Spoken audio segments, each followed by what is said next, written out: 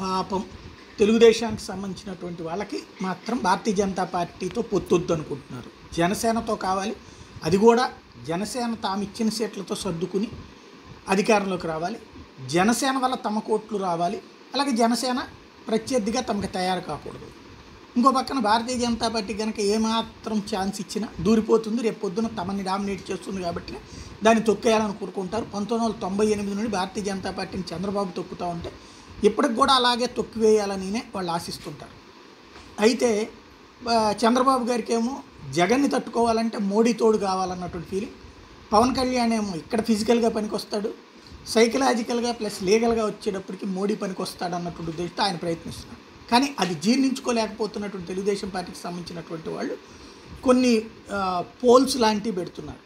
ఏమని, మోడీని ప్రధానమంత్రిగా అసలు ఇక్కడ కోరుకోవట్లేదని చూపెట్టడం కోసం పోల్స్ పెడుతున్నారు. తీరా చూస్తే వాళ్ళ పోల్స్లో కూడా నరేంద్ర మోడీని మళ్ళీ ప్రధానిగా కోరుకుంటున్నారా అని అడిగితే 75% మంది మళ్ళీ రావాలని కోరుకుంటున్నాం అంటున్నటువంటి పరిస్థితి.